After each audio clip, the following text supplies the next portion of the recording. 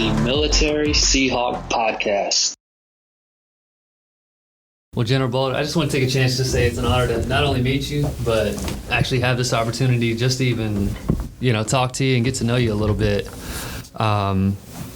This is our first podcast. This is the official Military Seahawk podcast.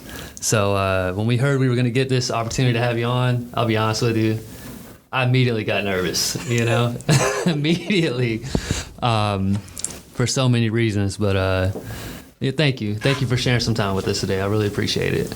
Well, I have to tell you, it's actually my honor to be here at UNC Wilmington, UNCW, Seahawks. I find this to be a great opportunity, so I am more humbled than you are and probably more nervous than you are about the whole thing. So thank you very much for welcoming me and my wife and Victor to your wonderful campus. Thank you. Thank you, sir. Victor is the General's service dog. He is a large black dog, and he is currently under the desk in the recording studio, just chilling as he does. Just hanging out. He's a happy guy. Living the dream, Yes. So again, we have General Donald Bolduc here, along with his wife, Sharon. And they've agreed to do a kind of a casual interview with us today before we get on to the more official, motivating speeches later on in the day. And we invited Sharon to come along, too, because they kind of come as a pair, and that is true for most military families. So our first question today is for you, Sharon. Earlier, we were talking, and you mentioned that you have moved like 18 times over the course of your life together. And most of those moves were because of the military. All of them, in fact, were because of the military, even the last one into your retirement phase. But I was wondering, so 36 years in the military, and that was a couple of years ago. Jason, how old are you? I'm 32, so... You're 32. I'm 32. Yeah. So we haven't even been alive that long, which means that we sort of need, let's not do this, how should I do this tactfully? Not say it's a history lesson, but like back 38-ish years ago when you first started this journey. Can you tell us a little bit about what it was like to be a young Army family on Army bases, what it looked like back then? Wow, well, it's definitely changed. So we've been married 30 years, but I am prior service as well. Oh. So my Army career started in 1983. So how many years ago was that? 33. Okay, so 33 years of moving around and being on military installations. It was great. We were all young and having fun, and we had great neighborhoods for our kids to play in, and it was back before things were so serious, before 9/11, Yeah, we had open bases. We could ride in and out, most of them, and it was good times.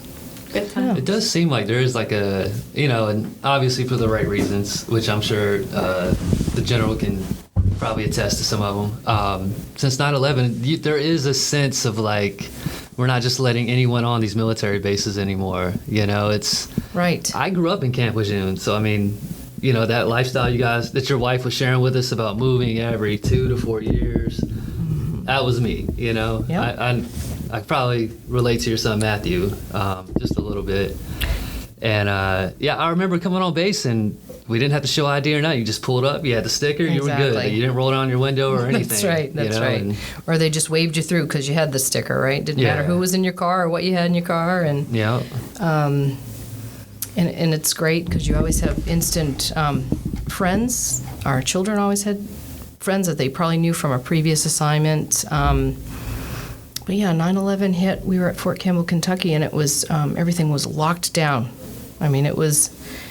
I couldn't even leave. I remember my washing machine broke down. The little agitator stopped agitating, and and that made me agitated. I called the repairman out in town, and I said, I've got this problem, and I've got 3 boys, so not having a washing machine is really a crisis in my house, And he said, well, I don't know what to do to help you. We're not allowed on the base. By this time, we have tanks at the middle school on the base. It's pretty serious. Yeah. So I took my washing machine apart, and I put it in the back seat of my car, and I drove it to him. And I said, put it right up on the counter, and I said, okay, tell me what I need. And he's like, wow, we've never had that happen before. And I said, well, you've never had a military spouse in crisis before, you know? So anyway, but yeah, I think things have definitely changed since then, but all still good, and we've made adjustments, and, you know. Yeah, so yeah, it's become the new normal, right, Yeah. for everybody. Yeah. Unfortunately, the violent extremists have changed everybody's life throughout the world, and they continue to do that. And so these things that were very much normal for us have now transitioned into a new normal where security is the number one concern, regardless of where you go and what you do. It doesn't matter what event you go to, right? Yeah. It's really changed our lives, and it's very unfortunate because I think it's ruined a lot of things in the process, unfortunately. I'd agree too. And so I hope that someday we can get past that, right? As a military, it's amazing to me because as I was coming up through the ranks from private to sergeant and then lieutenant, captain. I was going to ask you that too, by the way. Did you come straight enlisted in? Yes, yeah, okay. right. About 11 days after high school, I went right in the military, and it's not for anyone who knows the Bolduc family in New Hampshire, particularly in Laconia. It was a requirement my grandfather made for all Bolducs, right? All Bolduc males. Females were optional, and we did have our female members of our family served, right? But it was mandatory for the boys. Oh, that was it, right? And you're talking early 80s, right? I mean, Right. this was 1980, 1981. So all the Bolduc's names were on the recruiter's roster, right? He was just waiting for you to come in because Wow. he knew you were going to come in because, Yeah. you're not going to disobey your grandfather. I mean, he was the patriarch of the family, and that was it. We all worked on the farm, and he didn't care if it was Air Force, Navy, Marines, Air Force. He didn't care. So you knew as soon as when you were coming up, you're like, I got to go in. I got to go in. I got to go Yeah. in. Right, yeah. And to be quite honest with you, that was normal. I mean, my father served, and all my uncles served, and my aunt was a retired Marine Corps Sergeant Major who served in Da Nang. Wow. That's my dad's older sister, and she was hard as woodpecker lips, that one, right? I was scared of her. I didn't even get near her, right? Yeah. She wasn't one of these aunts that you went up and hugged, right? You kept your distance. Yeah. So, anyways, went straight in, and going from private to sergeant to lieutenant to captain. People would ask me, so what are you thinking?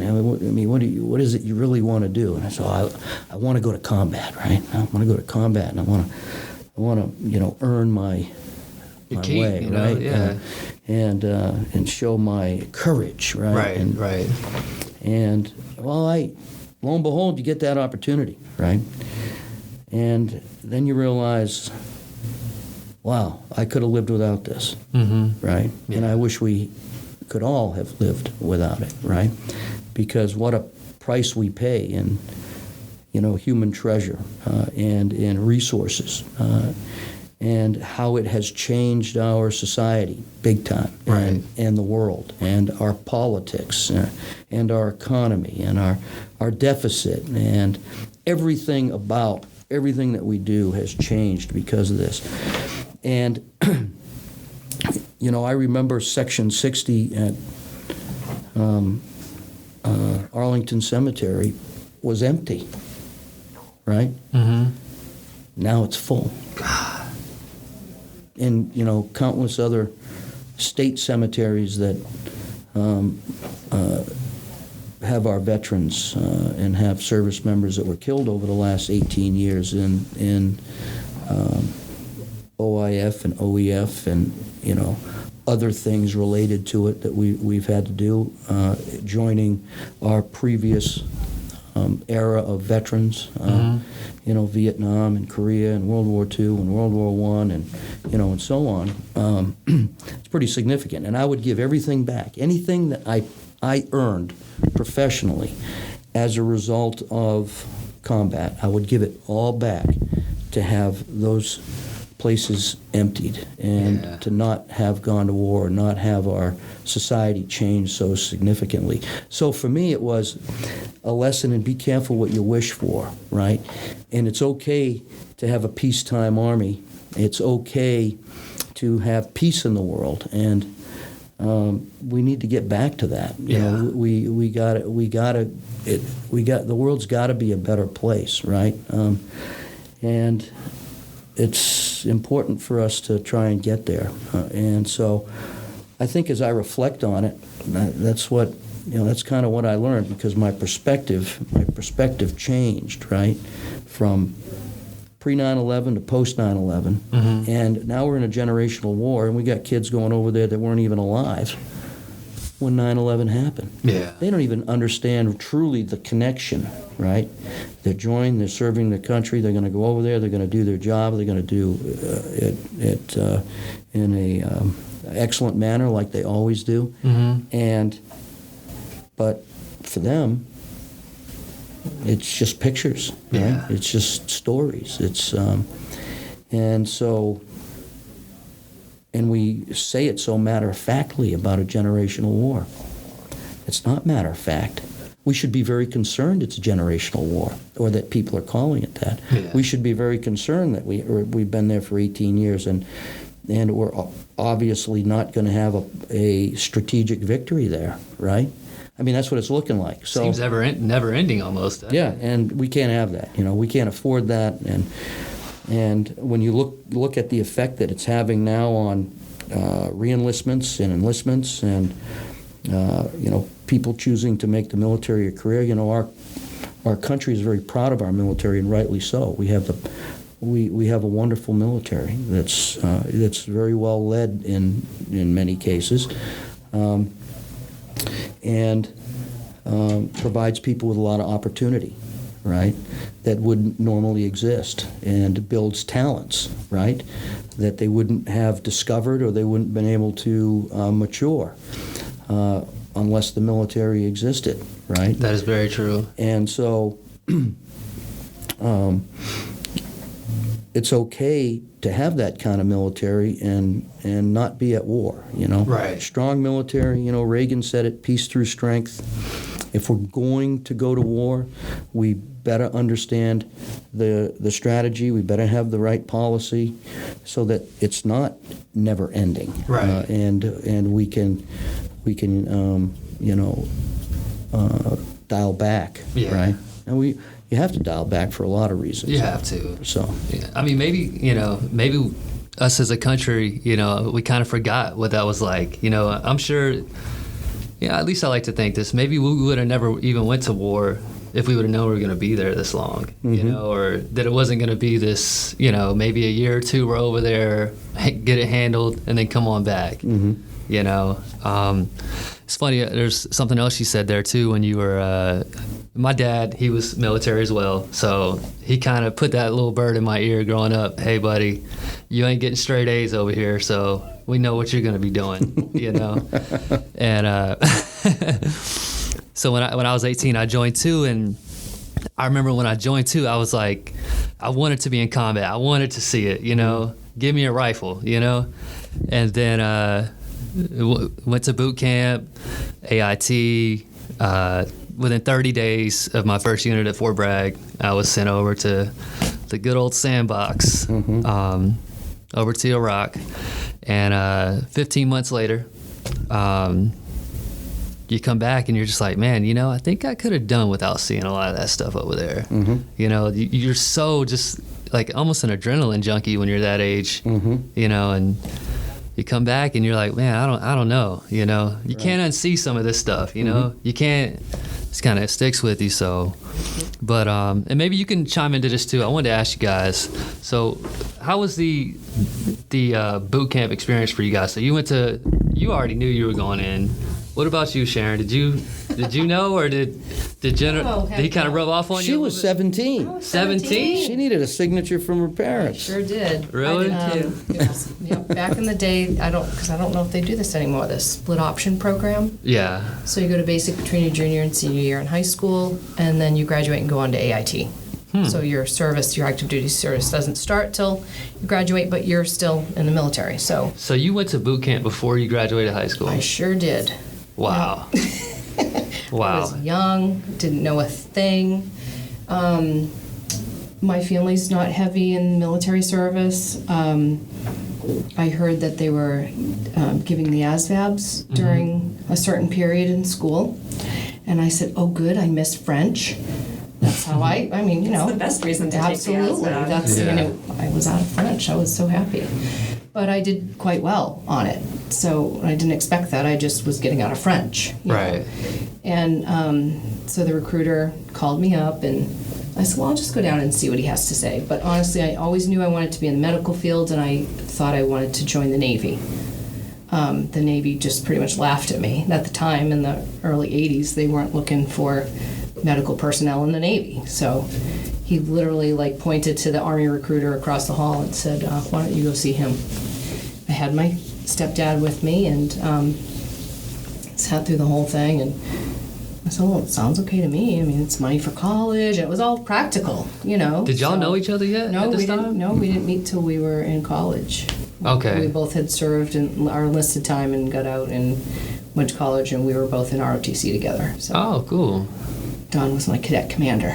Aha, that's how it happens. I was in ROTC too, but I But didn't. he didn't put any pressure on me or anything. It was actually the other way around. I've heard of a few relationships. Hey, what are you that happen that doing? way. Yeah. No pressure, Yeah. quote unquote. No, so I went off, to Fort Dix, New Jersey for basic training. There you go. And let's see.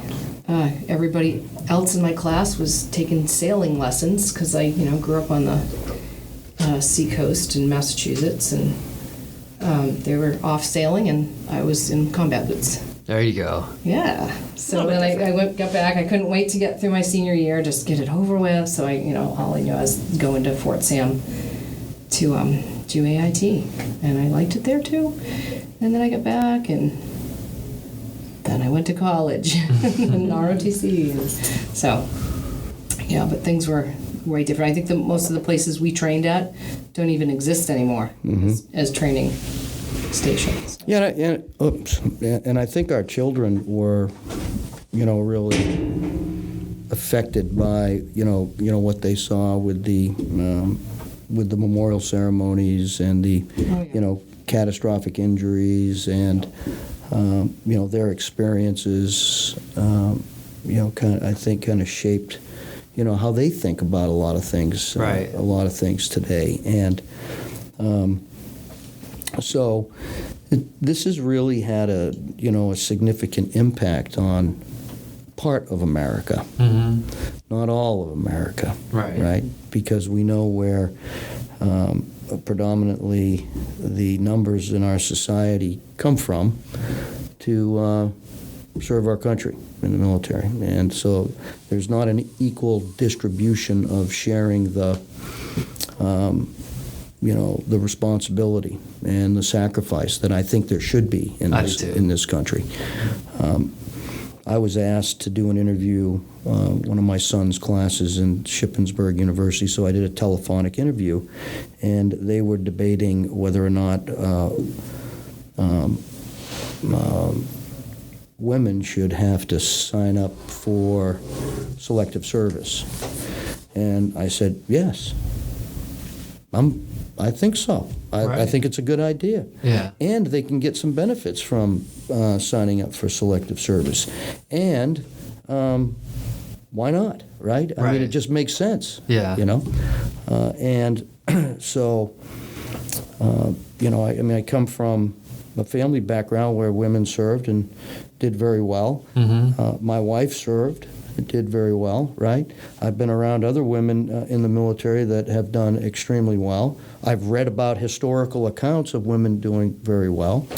And so these opportunities for them should not be blocked. They should be part of it. And I get it that, oh no, one of the arguments, of course, is, well, the man's going to be distracted because he's going to, want to protect the woman. No, he's going to want to protect his fellow soldier. Right. It doesn't matter if they're a woman or a man, and they're going to fight together. It's not going to be this, overprotectiveness because she's a woman. It's right. going to be the same level of protectiveness because they're soldiers, right? Together. 100% agree with that. And so I think that what 9/11 has done for us is, one, it's kind of shined the light on who's not serving. And we need to change that, right? Because we need the whole society bought into it. That's why we have a generational war. Well, not why, it's one of the reasons I would submit we have a generational war. Because Americans in the top 1% of our economic strata here in the United States aren't invested in this. Their children aren't affected. They're not affected. Let me tell you something. If you had Fortune 500 CEOs, children had to serve at the same level and responsibility as those of us that are signing the dotted line coming from the middle class and below, guess what? There'd be a lot better veterans benefits. There'd be a lot better processes for veterans and soldiers. Why? Because these people control the country. Right. Right? I've talked to numerous Israeli citizens and service members. One of my aides was a former Israeli IDF. He did his 2 years. He was a citizen, did his 2 years, came to the United States, became a citizen, went to school and joined the United States Marine Corps as an officer. Right. Oh. So he was my aide. Right. And he told me all about it, right? So I learned a lot about it. And so when I got an opportunity to ask some senior folks from Israel some questions about it, because I'm concerned about how we treat our veterans. I'm concerned about how we do our transition from the military. And so they don't have those issues because everybody's required to serve. So the first check they cut in their government is for their veterans because everybody's in it, right? And we can't have a society, you just can't have a society of have-nots and haves and have-nots and disparities like that. Everybody has to be invested. And I think if they were, this generational war at least would be not on page 10, right? Because everyone has to be invested in it, right? Yeah. And there has to be a system and a process to do that. And if you're going to really be a servant leader and you're really going to want to be concerned about your country and the direction that it's going, serving in the military is one way to broaden, how you think about things, right? Oh, 100%. At least I can speak for myself. I mean, I wouldn't be where I am today. I mean, when I was coming out of high school, I wasn't looking good for your boy over here, Is it looking good for your boy now? It's looking a little better. It's looking a little better, but I see a lot of people that are graduating here at UNCW, and they're graduating with $50,000 in debt. No experience in the job force. No real no life experience. No life experience. And I got to be honest. If it wasn't for my dad, kind of like, his father telling him kind of like, your dad did you and your grandfather did him, like I wouldn't be here about to graduate with no college, got paid to go to school, talking about benefits, and just it just gave me an extra perspective and it made me humble, you know what I mean, and just thankful for what the military has given me. Appreciation for appreciation, it, right? exactly. You don't take things for granted because by your experience in Iraq, you can see how precarious life can be, right? Very and how it can be taken for granted, and the terrible, terrible things people are capable of doing to each other, right? Oh my goodness. And so that you bring that back to your country, and that's not what you want for your country. Yeah. And, I'm a believer that America is the greatest country in the world. We're just not doing everything the best that we can do them, right? And so we got to start improving that. Yeah. And you talk about millennial debt. It just went over $1 trillion in our country. $1 trillion millennial debt. That's unbelievable, right? I don't know how they can afford it. I don't know how they can, do it. I mean, my whole GI Bill has been divvied out to my boys, right?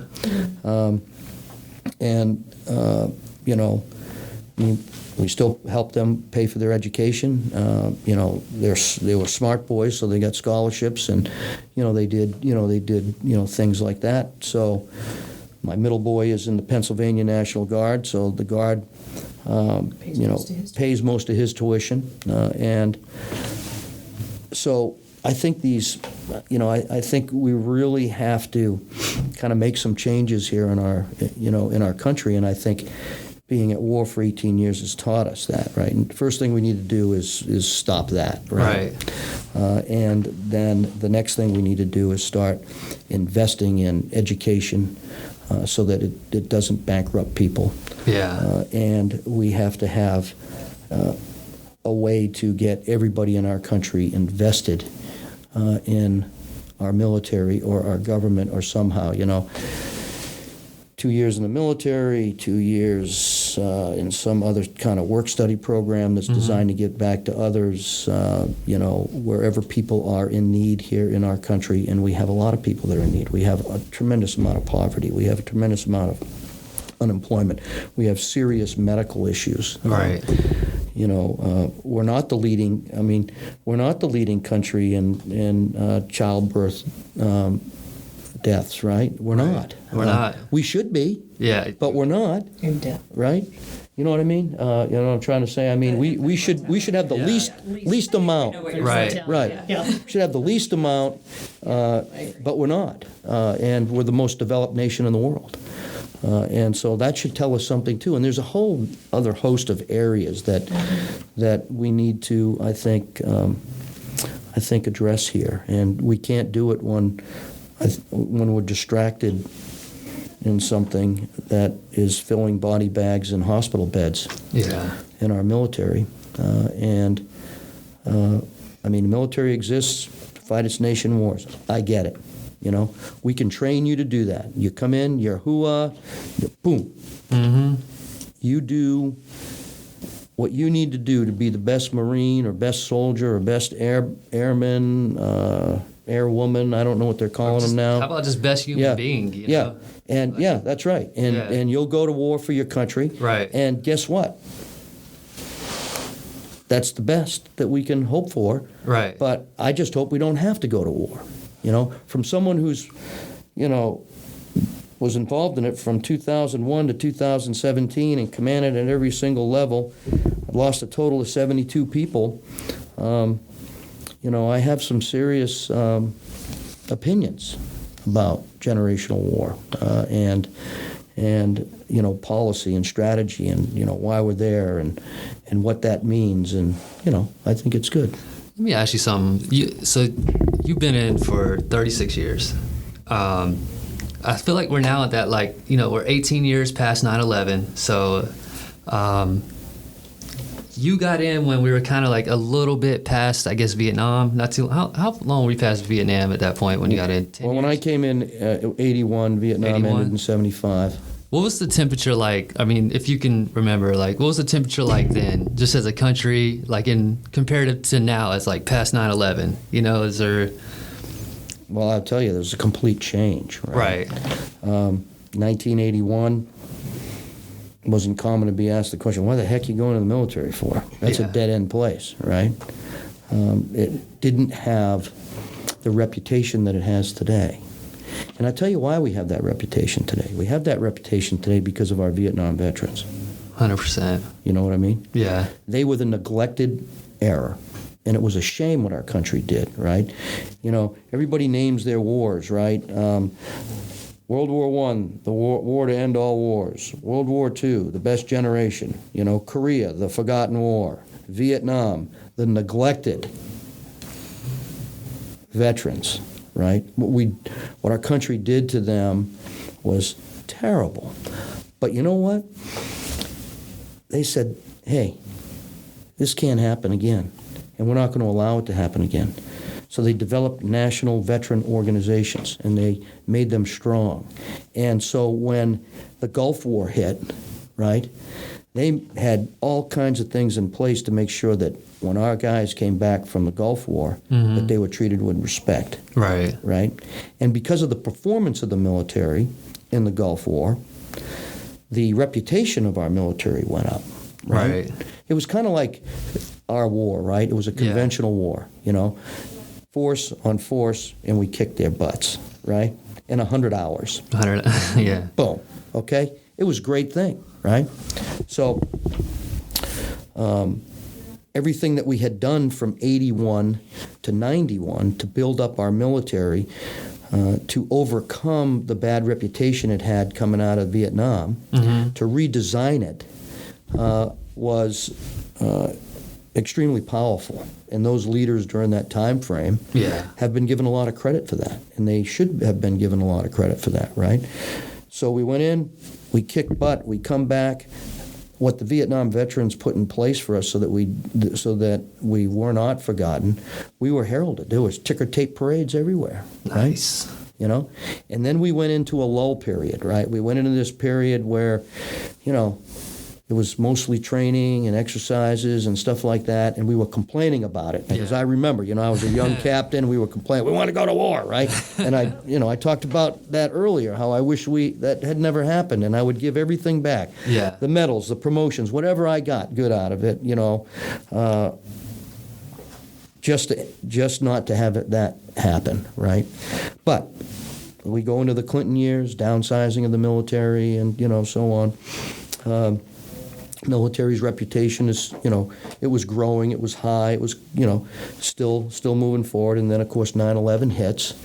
And it's not a conventional war. It's completely different than the Gulf War. And we find ourselves in a situation that, you know, when it took us, we still haven't figured out Afghanistan. We still haven't figured out Iraq.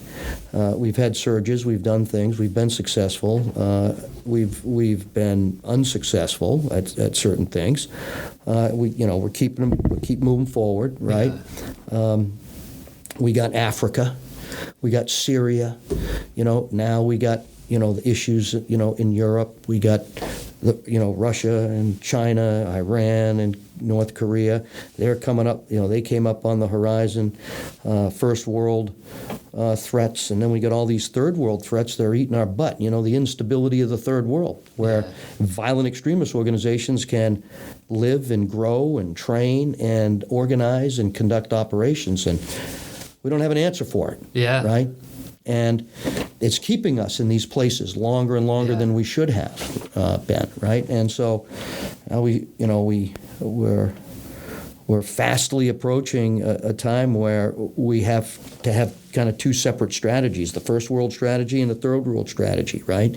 And they're connected in some ways and they're not connected in other ways. So strong Navy, strong nuclear deterrence, strong strategic air forces, right? Own the seas, right? Got to own the seas. Still to today, owning the seas is hugely important. We have to have an army that doesn't have to be as big as we would like it to be, but it has to be ready to ramp up to meet the first world challenges. But we also need a military that can operate in remote areas over large distances against decentralized and distributed threats, violent extremist organizations, because they do threaten America and they do threaten our allies, and they create instability that will create humanitarian situations that will eclipse anything else. It's so crazy. You know, it's crazy, right? Oh, sorry. We are starting to run out of time, but you said something very interesting to me. You said, we don't have the answers. Jason, have you ever heard a general or an admiral say, we don't have the answers? I can't count on one hand, I can tell you that much. I mean, so here's my general rule of thumb. So I left the Navy as a junior officer, right? And I have this rule of thumb that says whenever someone with a star is coming by, I run and hide. Why do I do that, Jason? Tell them why. I'll let you tell them. Go ahead. My rule is general officers and admirals and whoever gets to be that rank in life, they have a knack for asking me questions that I don't know the answer to, right? Like I can answer like 3 or 4 questions in a row and I'm like, I got this. I did my research. I'm spitting out statistics. You people love numbers. We're doing this. This is happening. And then you turn around and you're like, so what about this? And knocks me over backwards every time. And I'm like, dang it, I had it. How do you do that? Is that just like, is that part of general officer school? Is that what being a generalist means instead of being a specialist? Like, you know how to ask the questions that I'm not going to know the answer to. I have to know. No, we ask the question that we don't know the answer to, hoping that someone can give us the answer. Okay, fair enough. Thank you for not answering that with a question that I couldn't answer, by the way. I know when I don't, and I don't know the answers to a lot of things, right? Yeah. But I know where to get them. And I go down to the folks on the ground because they got the answers. They know what's right. They know what looks right. They know what's going to work. And so you ask them, you listen to them, you learn from them. One thing about being a general officer is that you don't corner the market on knowing everything, and you're not the smartest guy in the room. And the art of leadership and being an effective leader is recognizing that and empowering and investing in others because they know. I had a general officer, 4-star, ask me, he goes, do you listen to anything that I say? He was frustrated with me, right? And I go, well, yes, sir, of course I do. He goes, well, on a day-to-day basis, who do you listen to? And I go, outside of my wife, I listen to the... she says that's right to do. Yeah. I listen to the men and women on the ground in Africa. Yeah. Because they know. I listen to our partners in Africa because they know. And that comes up, and then I feed it to you, and I say, I'm not deliberately being a contrarian or deliberately, trying to give you the impression I don't listen to you, but I do. I listen to you. I take your guidance. I follow your orders. But hey, if you're asking me who I listen to every single day and who I take my, who shapes the way I think and how I need to approach and get resources for them to be able to do, I listen to the folks on the ground. That's beautiful. They know it. And that right there is the crux of leadership. That is. I think that's a lovely way to end since we have to... I just want to say one thing, too, before we go. Again, thank you so much for taking this opportunity to speak with us. Please continue what you're doing. With your experience and as much as you've seen, I feel like this generation needs you. You know what I mean? I feel like a smarter person and just someone with a broader perspective just spending 20 minutes with you, So thank you so much for your time, General. You're welcome. Thank you for this opportunity. I'm very honored. And thanks for having my wife and I. Thank you, Sharon. Thank you. Thank Of course. you so much. Appreciate that. We hope that you come visit here again sometime, but, if you don't, we'll still be cheering for you. Thank you. We'll be back, right?